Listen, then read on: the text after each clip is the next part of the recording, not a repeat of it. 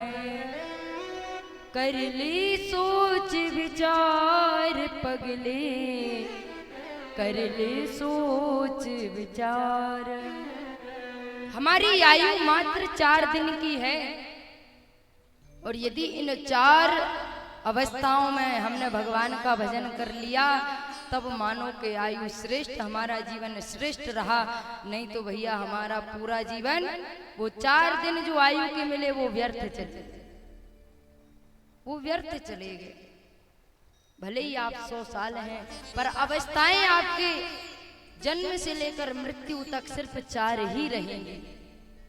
इसीलिए तो कहते हैं 2 दिन का जग में मेला, सब चला चली का खेला। तो सत्संग का जो सुख है, तूल न ताहि सकल मिल जो सुख लब सत्संग।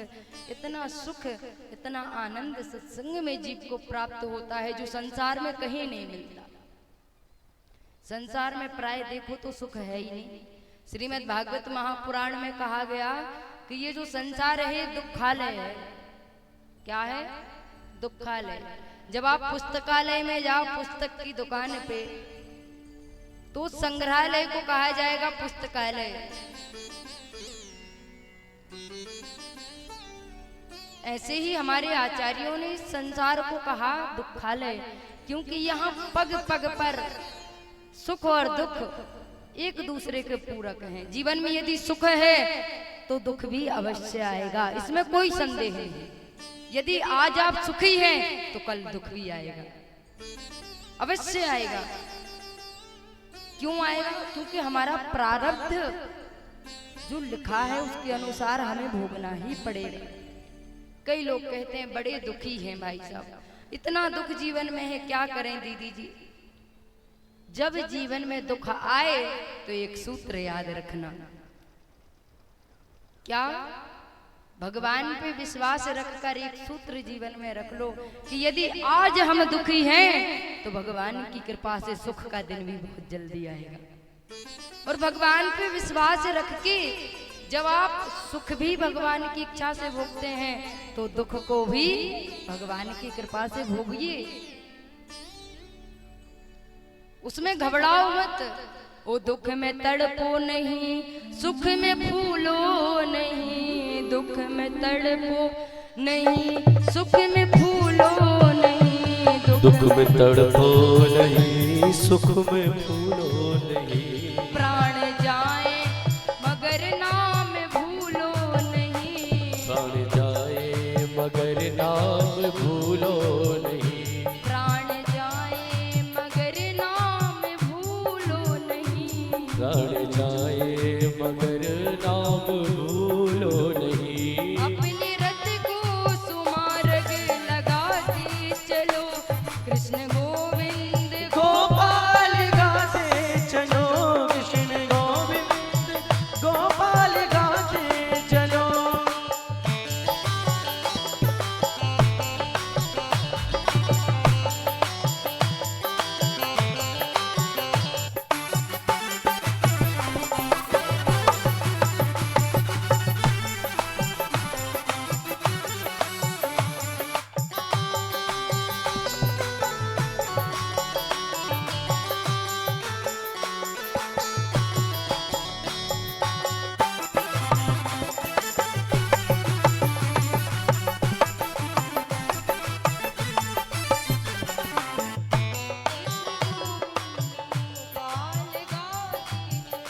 कृष्ण गोविंद गोपाल गाते चलो।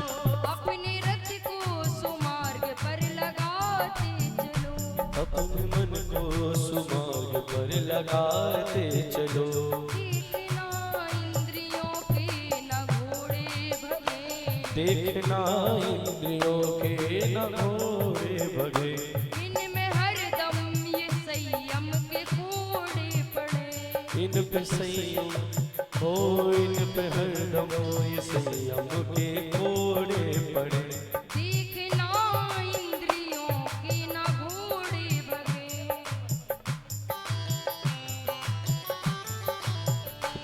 इनमें हरदम ये संयम के घोड़े पड़े। हो इनमें हरदम ये संयम के कोड़े लगे।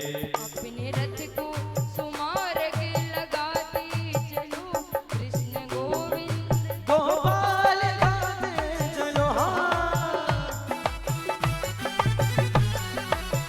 ओ कृष्ण गोविंद गोपाल गाते चलो।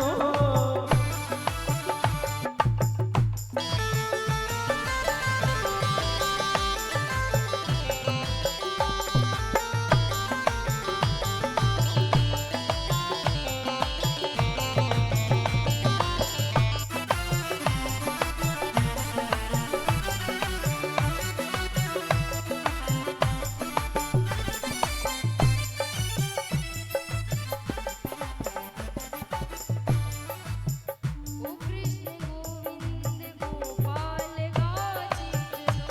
कृष्ण गोविंद गोपाल गाते चलो कृष्ण गोविंद गोपाल गाते चलो। कृष्ण अपने मन को सुमार्ग लगाते चलो ओ अपने मन को सुमार्ग लगाते चलो।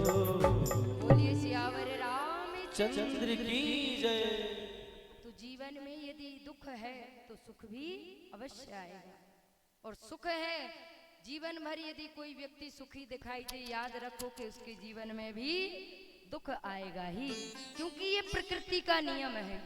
जैसे धूप और छाव, यदि धूप है तो छाव भी अवश्य आएगी, सुख है तो दुख आएगा, दुख है तो सुख आएगा, दिन है तो रात्रि अवश्य आएगी। इसी प्रकार जीवन में यदि लाभ हो रहा है तो एक ना एक दिन हानि भी हो जाती है, और यदि हानि हुई है तो उससे 100 गुना लाभ भी होता ही है। तो इसीलिए भगवान की इच्छा में अपनी इच्छाओं को मिला देना चाहिए। बोलिए वृंदावन बिहारी लाल की जय, सियावर रामचंद्र की जय हो।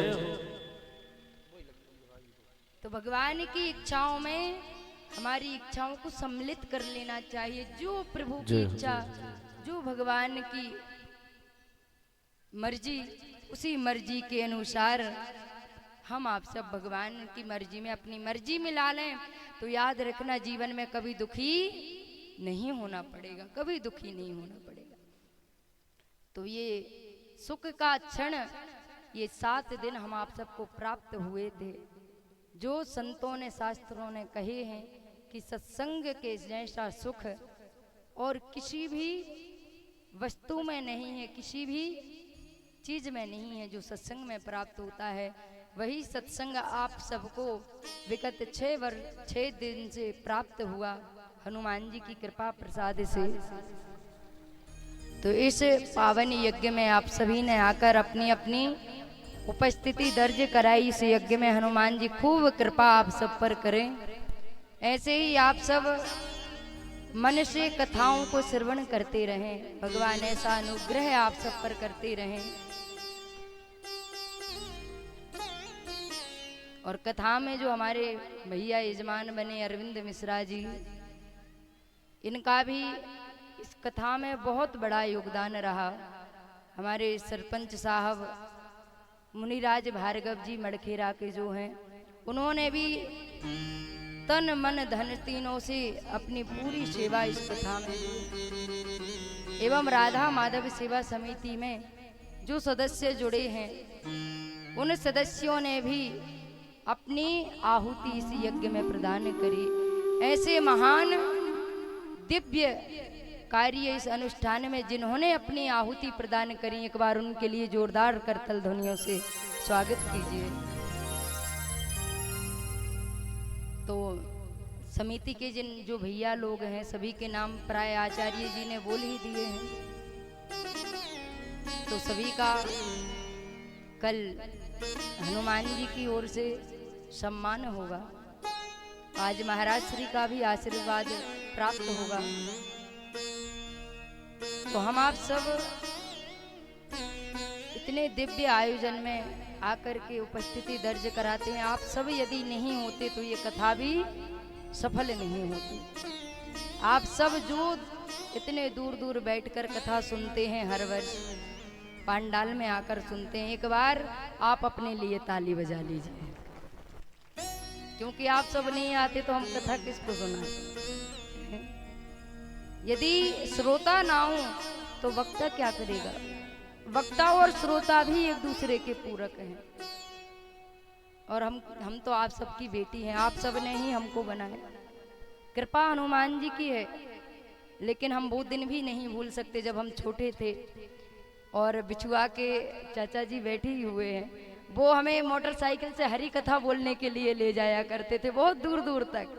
बिछुआ में भी कई हरी कथाएं हुई, ध्वाज में कई हरी कथाएं हुई, मड़खेरा टप्पा, आस पास के जो क्षेत्र हैं नौतिया, इन सब में हरी कथाएं खूब करी। तो ये आप सबको सुनने की इच्छा थी, तभी तो बुलाते थे। तो जितनी मेहनत हमने करी उससे ज्यादा मेहनत तो आप सबने करी है ना। तो एक बार आप अपने लिए जोरदार ताली के साथ खुद का स्वागत करिए। ये प्रेम आप सबका शुरुआत से ही हमें मिला। अपने आप को सौभाग्यशाली इसीलिए समझती हूँ कि आप जैसे भाई, आप जैसे पिता, आप जैसी माताएं बहनें मुझे प्राप्त हुई। और जीवन में हमें क्या चाहिए, सब कुछ मिल गया, प्रेम मिल गया, सब कुछ मिल गया, और कुछ नहीं। तो ऐसे श्री हनुमान जी की कृपा प्रसाद से हम आप सब कथा में आए, आप सबने कथा श्रवण करी। कल कथा प्रसंग में हम आप सबने श्रवण किया, श्री विश्वामित्र जी दशरथ जी से पुत्रों मांगने आए राम लखन को। तब दशरथ जी ने कह दिया, राम देत नहीं बनत गुसाई, मैं राम को नहीं दूंगा। वशिष्ठ जी को बुलाया, वशिष्ठ जी ने समझाया दशरथ जी को।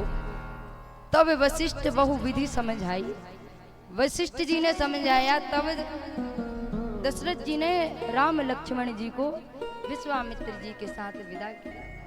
मार्ग में ताड़का आई, जिसको राम जी ने मार करके और निज पद दे दिया।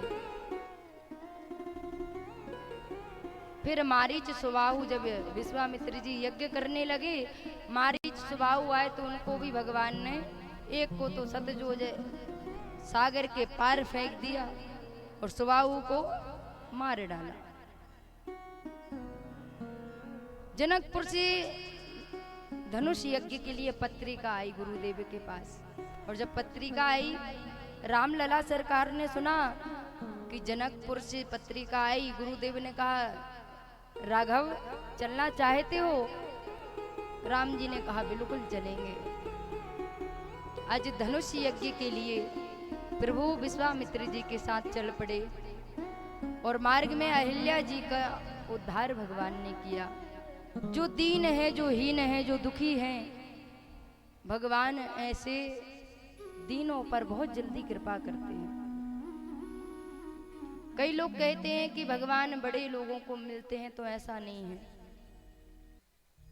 कितने ही बड़े कोठी महल बना लो, कितने ही रुपया आप इकट्ठा कर लो, पर रुपया पैसा कोठी बंगले से भगवान नहीं मिलते, नहीं मिलते। इन सब चीजों से यदि भगवान मिलते तो प्राय जितने राजा रानी ये सब दिखाई देते हैं, सीएम पीएम दिखाई देते हैं, फिर तो ये मुक्त हो जाना चाहिए ना। इन सब से भगवान नहीं मिलते। तो भगवान किससे मिलते हैं? कहा, भगवान प्रेम से मिलते हैं। भगवान प्रेम से मिलते हैं। आप गरीब हैं, अमीर हैं, ऊंची जाति में जन्म लिए हैं या नीची जाति में, भगवान ये सब नहीं देखते। जितना ऊंची जाति में जन्म लिया व्यक्ति भगवान को प्रिय है, इतना ही नीची जाति में जन्म लेने वाला व्यक्ति भगवान को प्रिय है। बराबर है भगवान की नजरों में सब, कोई बड़ा छोटा नहीं। लेकिन भगवान को सबसे ज्यादा प्रिय वह है जो भगवान से प्रेम करता है, जो भगवान से प्रेम करता है, भगवान को भगवान से मांगता है, भगवान उसको मिलते हैं। आज वो दीन दुखी अहिल्या जब मार्ग में पड़ी है, जिसका कोई आश्रय नहीं, कोई सहारा नहीं, जिसके उद्धार का भी कोई रास्ता समझ नहीं आ रहा, कौन उद्धार करेगा। एक पत्थर हो गई है वो शिला, लेकिन जब करुणामय प्रभु की नजर उस शिला पर पड़ी, तब भगवान ने उस पत्थर पर भी करुणा कर दी। ऐसे करुणामय भगवान का तो बाना है, राम जी का प्रण है। क्या प्रण है? गई बहूर गरीब निवाजू, गई बहू गरीब निवाजू, सरल सरल साहिब रघुराजू, सरल सबल साहिब रघुराजू, सरल सबल साहिब रघुराजू। भगवान कहते हैं मैं उन दीनहीनों का आश्रय हूँ। गई बहूर गरीब निवाजू, सरल सबल साहिब रघुराजू। जो दीनहीन जन हैं, ऐसे दीनों के दुखों को भगवान देख नहीं पाते। भगवान भक्तों के कष्ट को नहीं देख पाते। अहिल्या जी का भगवान ने उद्धार किया। अहिल्या जी को वरदान भगवान ने दिया, जो अति मन भावा सुवर पावा, गए पति लोक आनंद भरी। भगवान से भक्ति का वरदान मांगकर और अहिल्या जी पति लोक चलेंगे, क्योंकि पति का अपराध अहिल्या जी से हुआ था। पातिव्रत धर्म भंग हुआ, जिस कारण गौतम ऋषि ने श्राप दिया। आज प्रभु ने कृपा करके वरदान देकर उन्हीं पति के पास अहिल्या जी को भेजा, क्योंकि जिसको भगवान मिल जाते हैं उसके समस्त पाप समस्त पातक कट जाते हैं। फिर वह अपवित्र नहीं माना जाता, वह पवित्र है, वह हर प्रकार से दिव्य है, वह शुचि है, वह शुचिता को प्राप्त हो जाता है। जिसने भगवान को स्पर्श कर लिया, भगवान को प्राप्त कर लिया। आज अहिल्या उद्धार हुआ, धनुष यज्ञ की ओर आगे बढ़े, गंगा जी का दर्शन हुआ, पहुंचे जनकपुर। मिथिलेश राज जनक जी राम जी को, लखन जी को और श्री विश्वामित्र जी को लेने आए। और जैसे ही नगर में वाटिका में आज विश्वामित्र जी सहित राघवेंद्र सरकार पहुंचे, तब भगवान की छवि को देख करके जनक राज विदेह हो गए। देह की भान नहीं रही, ध्यान लग गया भगवान की छवि को निहारने में। तब विश्वामित्र जी से पूछने लगे, हे मुनि, हे गुरुदेव, कृपा करके बताइए आपके साथ ये जो दो राजकुमार हैं ये कौन है? कहूँ नाथ सुंदर दो बालक, बोलिए वृंदावन में हरि लाल की, सदगुरुदेव भगवान की जय गुरुदेव। विश्व विनायक जय गुरुदेवा, विश्व विनायक जय गुरुदेवा। ब्रह्म स्वरूपा जय गुरुदेवा, ब्रह्म स्वरूपा जय गुरुदेवा। भक्ति स्वरूपा जय गुरुदेवा, भक्ति स्वरूपा जय गुरुदेवा। ताली के साथ सेवा करते हुए सभी जाएंगे।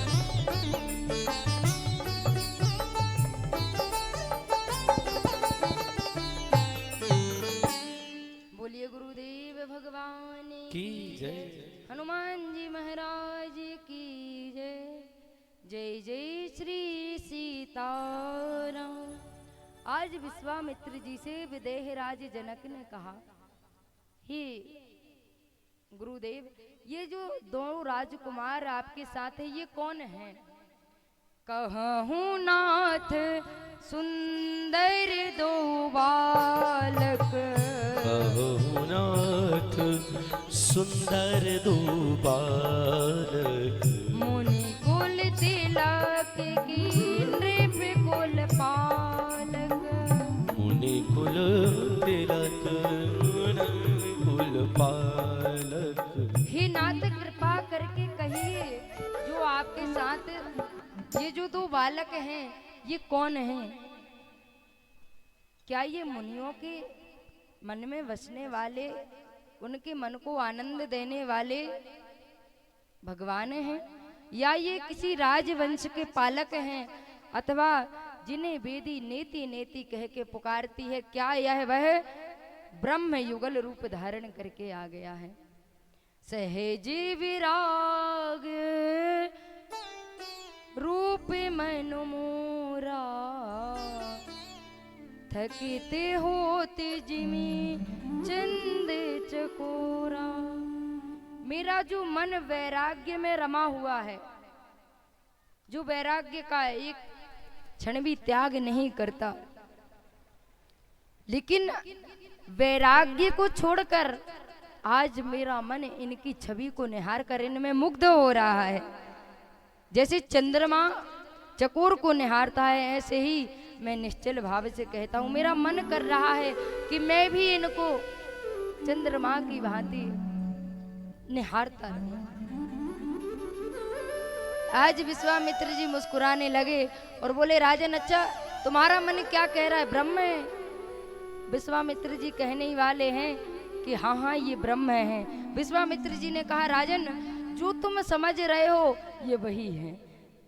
ये प्रिय सब ही जहाँ लगी प्राणी, मन मुस्काही राम सुनवानी।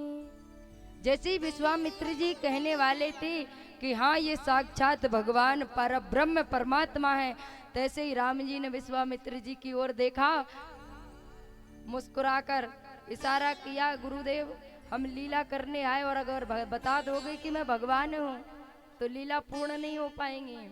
विश्वामित्र जी इतने ही कह पाए, ये प्रिय सब ही जहाँ लगी प्राणी।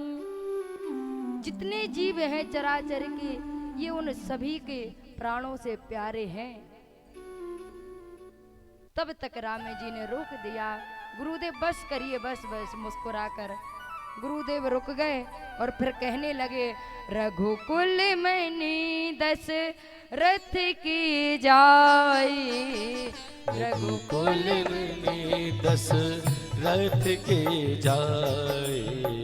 मम हित लागी नरेश पठाई, मम हित लागे नरेश पठाई।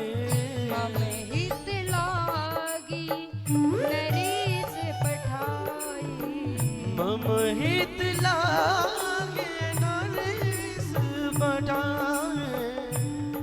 बोलिए सियावर रामचंद्र की। राजन आपको जो प्रतीत हो रहा है ये वही, जब तक राम जी ने मुस्कुराया गुरुदेव ने तुरंत बात को पलट दिया, बोले ये दशरथ जी के पुत्र हैं राम लक्ष्मण, और मेरे कार्य को सफल करने के लिए, यज्ञ को सफल करने के लिए मेरे पास मैं लेने गया, तब दशरथ जी ने भेजा। हे राजन मैं इनको अपने साथ लाया हूं। आज जनक जी बड़े प्रसन्न हुए, हृदय में विचार करते हैं, अरे मेरी जानकी के लिए इनसे अच्छा वर और कोई नहीं हो सकता। भाव आ रहा है, काश मैंने जानकी के स्वयंवर का प्रस्ताव नहीं रखा होता तो आज मैं सिया का विवाह राम जी से कर देता। अरे इतनी सुंदर छवि, इतना सुंदर स्वरूप, लेकिन प्रण संकल्प ले लिया कि स्वयंवर होगा। आज राम जी को ठहराया विश्राम, उस वाटिका में गुरुदेव के सहित भगवान निवास किए। रात्रि में भगवान गुरुदेव शयन कर रहे हैं, तब भगवान राघवेंद्र सरकार गुरुदेव की चरणों को दबा रहे हैं। चरण सेवा कर रहे हैं। गुरुदेव बार बार कह रहे हैं जाओ राम जी आप सो जाओ। तब भगवान गुरुदेव की आज्ञा पाकर शयन करने चले गए। लक्ष्मण भैया राम जी के चरणों को दबा रहे हैं। लक्ष्मण जी से कहा राम जी ने, भैया सो जाओ। प्रातः काल हुआ, लक्ष्मण भैया ने कहा गुरुदेव से आज्ञा मिल जाए तो नगर को देखाएं। लेकिन लक्ष्मण भैया को संकोच हो रहा है। तब राम जी समझ गए कि लक्ष्मण भैया नगर देखना चाहते हैं। गुरुदेव से अनुमति ली। लखन हृदय लालिसा विशेषी जाई जनकपुर दे आई या देखी। तब गुरुदेव से राम जी ने अपने भैया के भाव को कहा, हे गुरुदेव नाथ लखनपुर दीखन चाहि। नाथ लखनपुर देखन चाहि। प्रभु सकोच डरे प्रगट न करहि। प्रभु सकोच डर प्रगट न करहि। प्रगट न कहहि। प्रगट न करहि। गुरुदेव यदि आपकी आज्ञा हो तो भैया लक्ष्मण नगर देखना चाहते हैं, जनकपुर का दर्शन करना चाहते हैं। गुरुदेव ने कहा जाओ देखाओ।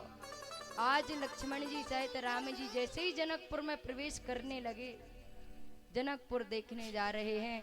वहां की नव युवतियां आज अटारियों पे खड़े होकर प्रभु की उस छवि को निहारने के लिए एकत्रित हो रहे हैं। बालक आज समूह बना बना करके और राम जी की दिव्य झांकी को निहारने के लिए राम जी के साथ दौड़ जा रहे हैं। कोई बालक आता है, राम जी का हाथ पकड़ के कहता है, अरे राम जी आइए लला जी हम आपको जनकपुर की गलियां दिखाते हैं। राम जी को सभी बालक हाथ पकड़ करके और जनकपुर की उन पावन गलियों में दर्शन कराने के लिए ले जा रहे हैं। उस धनुष यज्ञ की भूमि का दर्शन कराने ले जा रहे हैं। उस रंग भूमि का दर्शन कराने ले जा रहे हैं। सभी युवतियां ऊपर अटकालियां पे से भगवान की छवि को देखकर और पुष्प वृष्टि करती हैं। और जब सखी भगवान की छवि को देखती हैं, पीछे लक्ष्मण भैया आगे राम जी, सखियां छवि देखकर आज कहती हैं, अरे सखी देखो दो बालक दो राजकुमार हमारे नगर में आए हैं। कहाँ हूँ सखी यस को तनुधारी, जो ना मोह यह रूप निहारी। इनकी इतनी सुंदर छवि, इस भव्यता को कैसे वर्णन किया जाए। ऐसा संसार में कोई नहीं होगा जो इनको देखकर मोहित ना हो जाए। तब तक दूसरी सखी कहती हूँ, सखी जानती हो ये कौन है? आपस में बात करती हुई कहती हैं, जिनको जानकारी नहीं उनको सखियां, जिनको जानकारी है वो बताती हैं। ये दो दशरथ की ढोटा, दो दशरथ के सुत ढोटा। बाल मरालन की कल जूठा। बाल मरालन की कल जूठा। एक सखी कहती है, अरे सखी ये दशरथ जी के पुत्र हैं। अरे ये खेल खेल में ना जाने कितने कार्यों को सफल कर देते हैं। अरे अभी ये यज्ञ करके आए हैं विश्वामित्र जी का, जिसमें इन्होंने सुबाहु को मारा है। अरे ताड़का का वध किया है। कोई दूसरी कहती, अरे हमने तो सुना है कि इन्होंने पत्थर की, जो अहिल्या पत्थर की थी उसको नारी बना दिया। तब तक आपस में कहते, अरे सखी इनका नाम क्या है?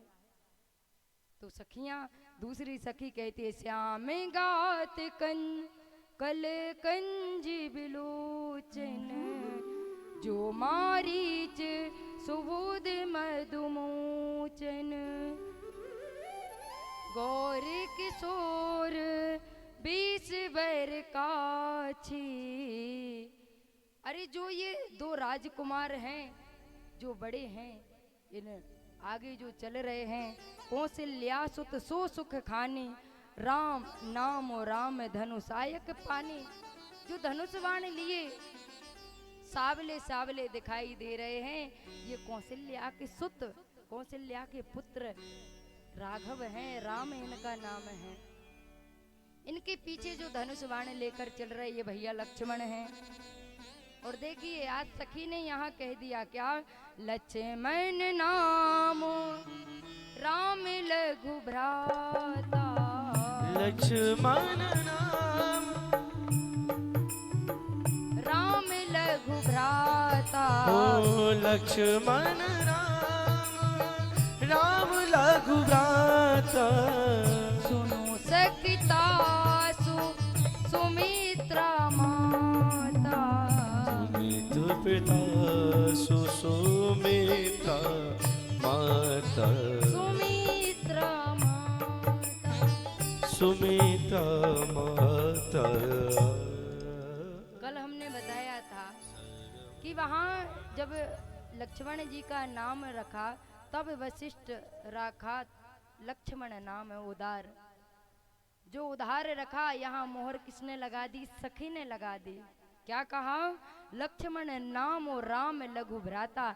जो ये राम जी के पीछे चल रहे ये लक्ष्मण भैया हैं, इनका नाम लक्ष्मण है, ये सुमित्रा जी के पुत्र हैं।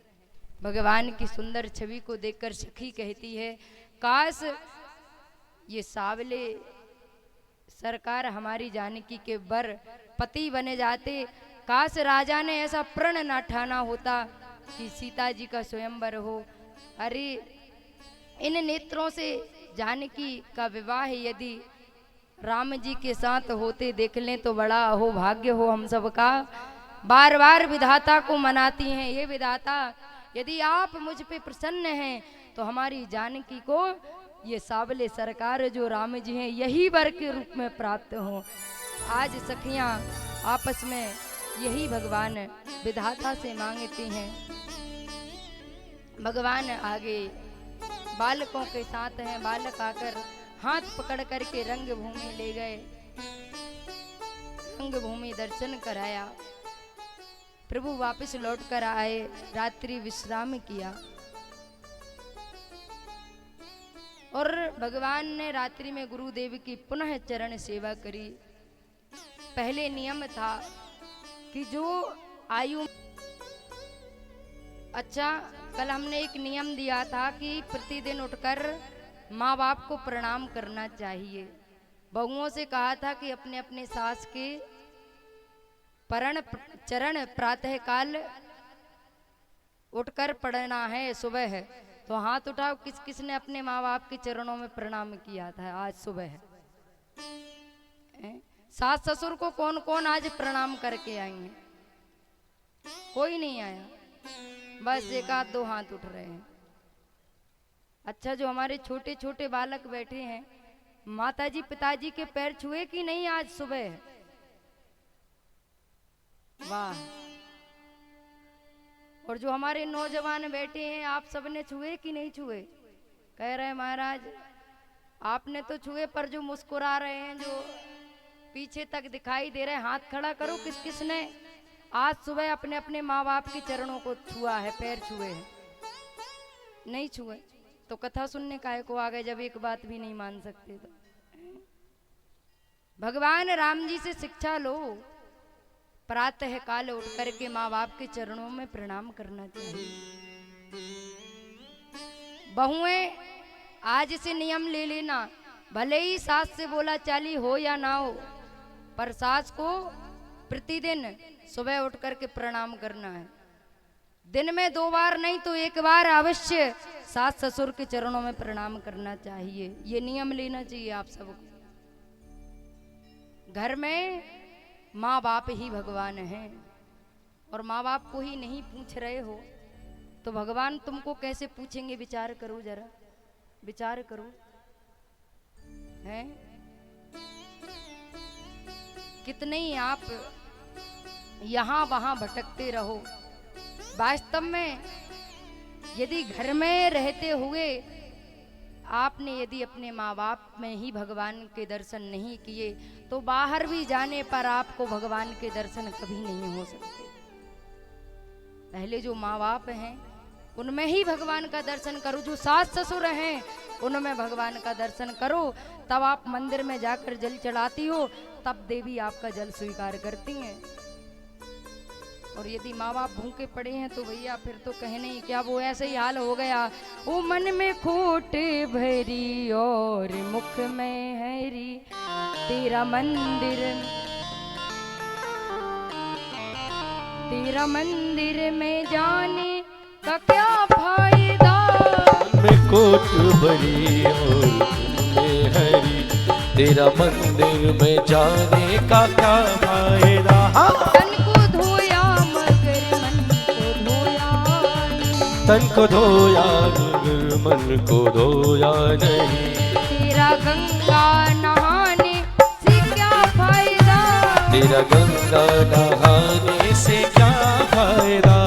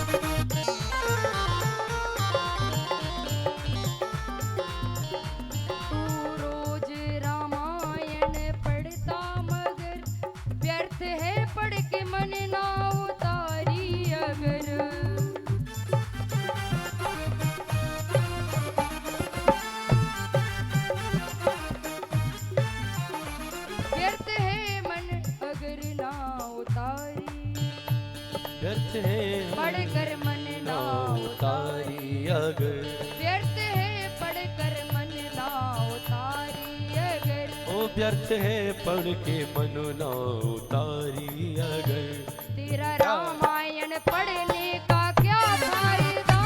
तेरा रामायण पढ़ने का क्या फायदा।